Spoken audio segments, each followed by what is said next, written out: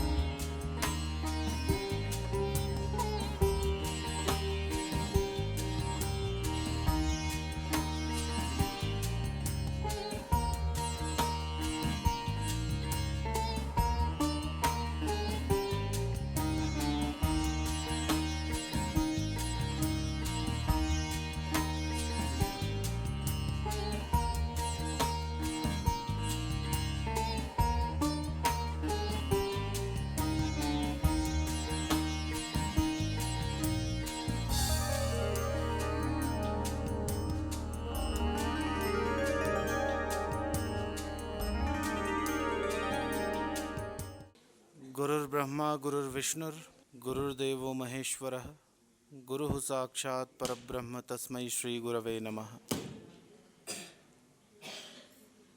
ध्यान मूलम गुरुर्मूर्ति पूजा मूलम गुरुर्पदम मंत्र मूलम गुरुर्वाक्यम मोक्ष मूलम गुरुर्कृपा।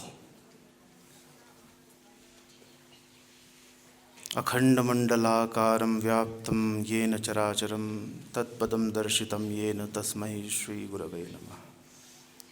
आइए 3 बार सभी लोग मिलकर के ओम का उच्चारण करेंगे।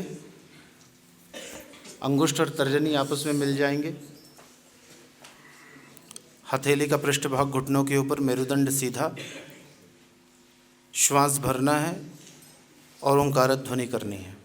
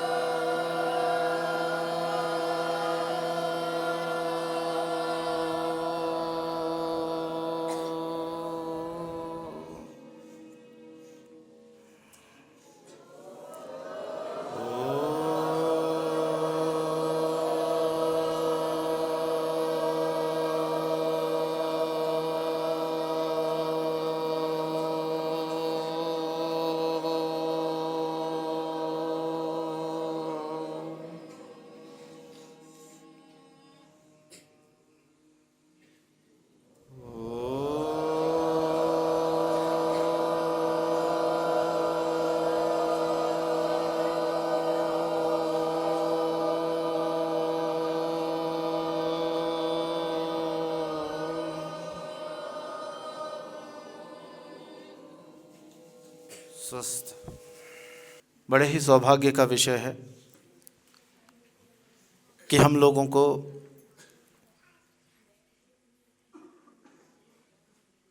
देवभूमि हिमालय की गोद में अवस्थित श्री कल्याणिका हिमालय देवस्थानम आश्रम में और पूज्य सद्गुरुदेव श्री बाबा जी महाराज के सानिध्य में बैठ करके और इस ग्रीष्मकालीन आध्यात्मिक सत्र के अंतर्गत कुछ आत्म विषयक, कुछ जीवनोपयोगी चर्चा करने का अवसर प्राप्त हो रहा है।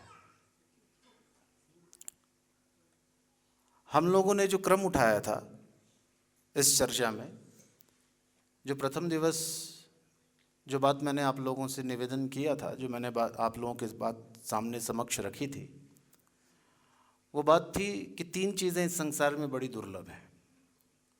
और हम लोगों ने जो प्रमाण लिया था वो आद्य शंकराचार्य जी के विवेक चूड़ामणि नामक ग्रंथ से लिया था, जिसमें वो कहते हैं दुर्लभम त्रयमेवैतत् देवानुग्रह हेतुकम मनुष्यत्वम मुमुक्षुत्वम महापुरुष संशय, कि 3 बातें इस संसार में बड़ी दुर्लभ हैं और वह परमात्मा के अनुग्रह से, देवताओं की कृपा से ही प्राप्त होता है। वो क्या क्या है? तो कहा मनुष्यत्व, मुमुक्षुत्व और महापुरुष संशय। तो विगत कुछ दिनों से हम लोग की जो चर्चा चल रही है वो मनुष्यत्व के ऊपर चल रही है, क्योंकि जिस समय हम लोग इस श्लोक को पढ़ते हैं तो बात तो बड़ी सीधी सी उन्होंने लिखी है कि 3 बातें बड़ी दुर्लभ हैं। उसमें मनुष्यत्व है, मुमुक्षुत्व है और महापुरुष संशय है। तो मुमुक्षुत्व और महापुरुष संशय का तो समझ में आता है, परंतु मनुष्यत्व ऐसा क्यों कह रहे हैं शंकराचार्य जी महाराज?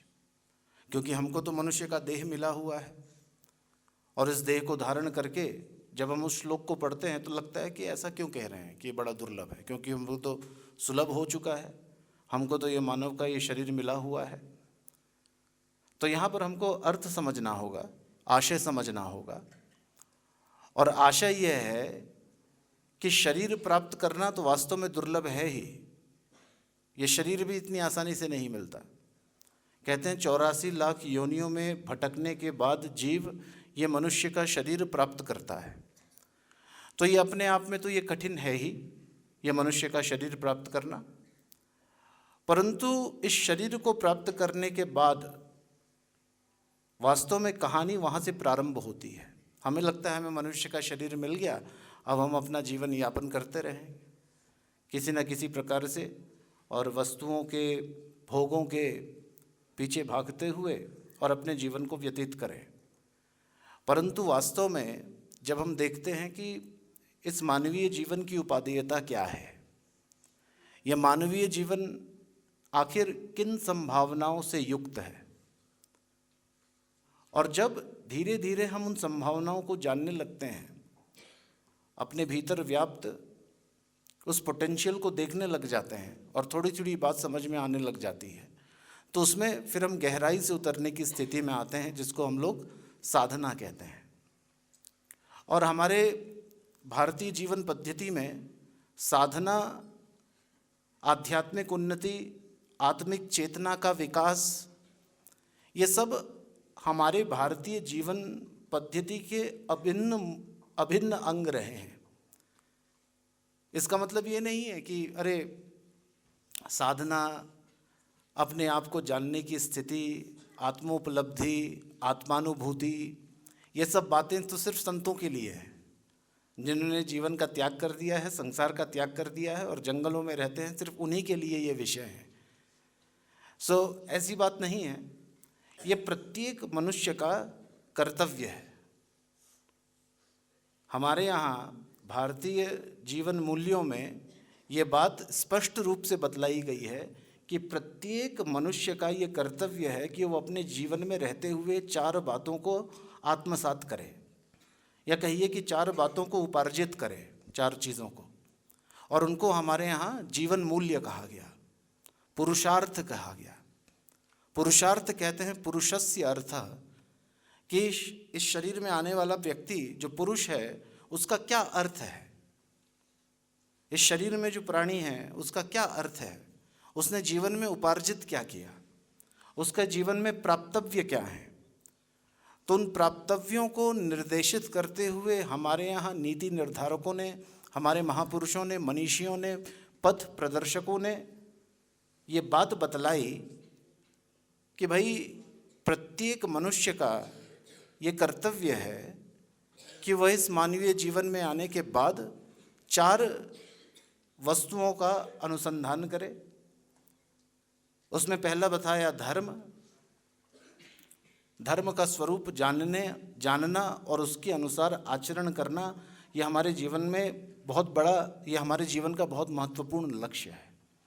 जैसा कि मैंने पूर्व में बतलाया था, हमारे यहाँ गुरुकुल में जब विद्यार्थी जाता था तो सबसे पहले सत्यम वद और धर्मम चर की शिक्षा दी जाती थी कि सत्य बोलो और धर्म का आचरण करो, क्योंकि धर्म के आचरण से ही बाकी 3 पुरुषार्थों का मार्ग प्रशस्त होता है।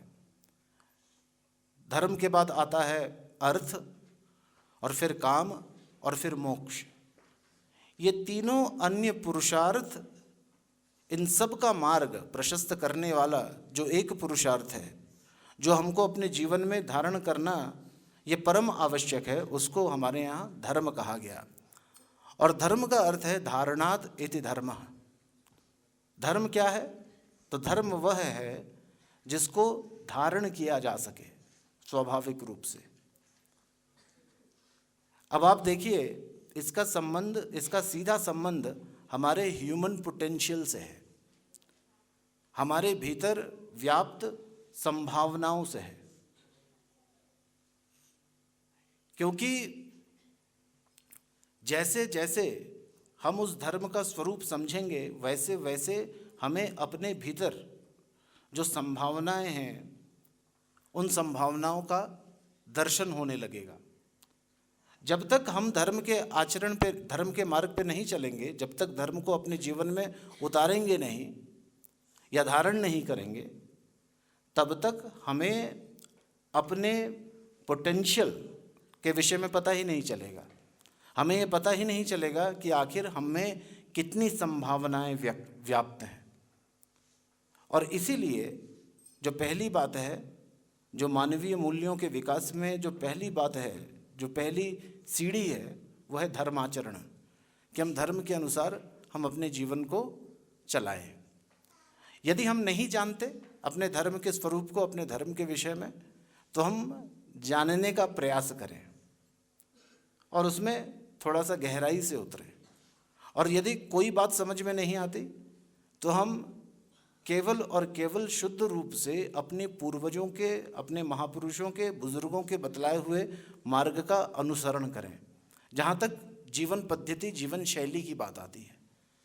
और उसके बाद आज का जो तकनीक है उसका अनुसंधान, जीवन में उसका उपयोग वो हम करें, वो कोई गलत बात नहीं है, परंतु उसको बैलेंस में रखना बहुत ज़रूरी है।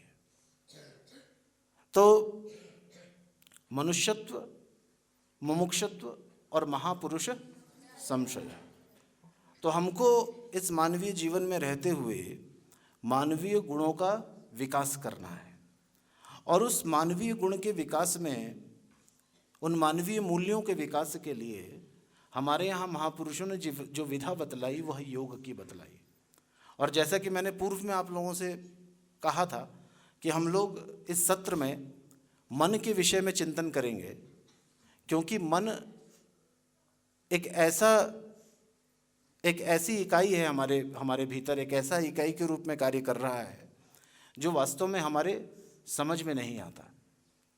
लोग प्रश्न करते हैं कि हमारे मन में बहुत विचार आते हैं, विचारों से मन सदैव भरा ही रहता है, और प्रायः उन विचारों का जो स्वरूप होता है वह नकारात्मकता की ओर ज़्यादा होता है। आप लोग कभी भी अपने जीवन में अपने विचारों को यदि आप देखना सीखेंगे तो आप पाएंगे कि कोई भी विचार हमारे मस्तिष्क में प्रविष्ट होता है तो पहले तो सकारात्मक रूप में आता है, और थोड़ी देर बाद वो सकारात्मकता से नकारात्मकता की ओर चला जाता है। और इसी विचारों की इस प्रक्रिया को, विचारों के इस बवंडर को आज की भाषा में ओवर थिंकिंग कहते हैं, ज़्यादा सोचना। कई लोग आप देखे होंगे, कई लोग बहुत ज़्यादा सोचते हैं और उनके दिमाग में सोचने की जो प्रक्रिया वो बहुत तेज़ चलती ही रहती है। और कई लोग ये प्रश्न भी करते हैं कि हमारा मन हमारे नियंत्रण में नहीं आ पाता। और अर्जुन ने भी ये प्रश्न किया था भगवान कृष्ण से गीता में, क्योंकि भगवान कृष्ण अर्जुन से बार बार कह रहे थे कि अर्जुन, अपने मन को अपने वश में करो, और मन को वश में करना ही ये योगी की पहचान है। भगवान कहते हैं कि जिसका मन संयमित नहीं है, असंयतात्मना योगो दुष्प्राप इति में मति।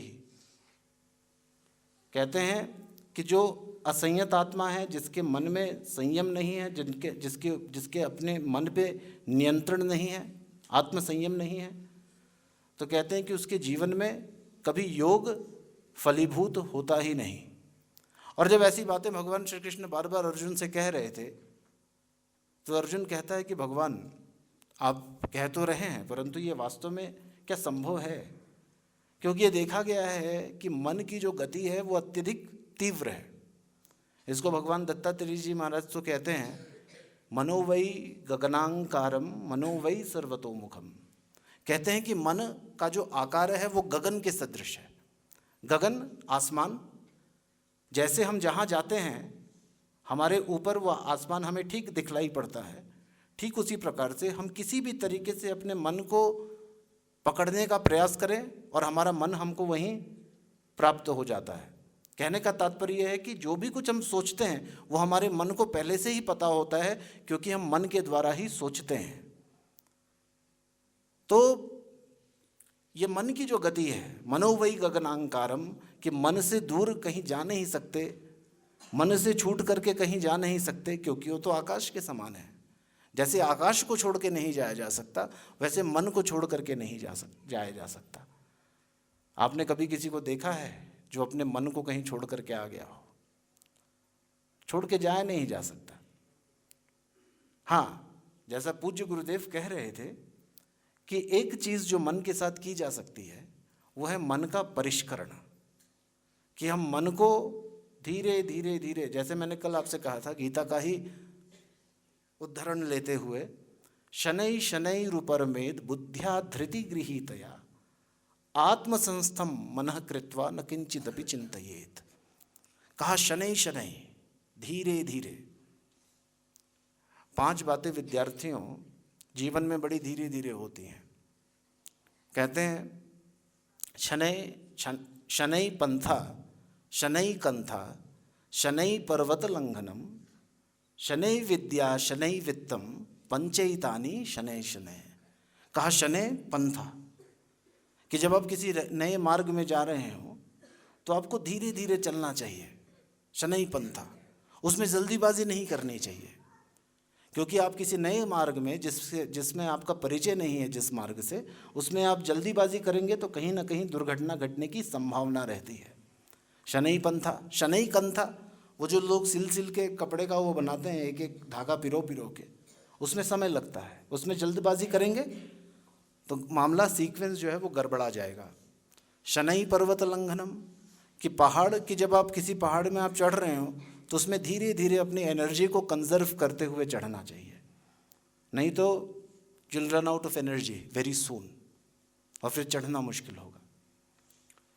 फिर कहा है शनै विद्या, विद्या जो है वो शनै शनै, एक बार में ही एक साथ सब कुछ, सारी विद्या हम प्राप्त नहीं कर सकते। उसमें क्या है, खास करके जो लौकिक विद्याएं हैं इनको धीरे धीरे धीरे धीरे आत्मसात करना होता है। और शनै वित्तम, कि जो जीवन में जो अर्थ कमाने की जो प्रक्रिया है वो भी सही मार्ग से, सही प्रकार से और शनै शनै होना चाहिए जीवन में। एकदम से कोई भी चीज़ जब हम लक्ष्य बना करके उसमें छलांग लगाते हैं तो कई बार उससे नीचे गिरने का भय बना रहता है। तो ठीक उसी प्रकार से ये साधना, ये शनै शनै, धीरे धीरे इसका रंग चढ़ता है, परंतु उसके लिए आवश्यक क्या है, उसके लिए है आवश्यक अभ्यास। हम लोग बहुत लोगों को ध्यान सिखाते हैं, और ध्यान सिखाने के इस क्रम में हम लोग ये देखते हैं कि बहुत से ऐसे लोग हैं जो कुछ समय करते हैं और उसके बाद जय राम जी की, ऐसा लगता है कि अब तो हमें ध्यान करना आ गया और अब हमारा ध्यान लगने भी लगा, और उसी समय व्यक्ति अपना अभ्यास छोड़ करके और उससे अलग हो जाता है। अभ्यास यह बड़ा आवश्यक है कि हम अभ्यास करते रहें, नित्य निरंतर ये देखते रहें, अपने विचारों को देखना। तो इसके अंतर्गत जो विचार, जो अभ्यास आता है, वैसे तो महर्षि पतंजलि जी ने जिस अभ्यास का नाम दिया है वहाँ पे उसको कहते हैं एक तत्वाभ्यास।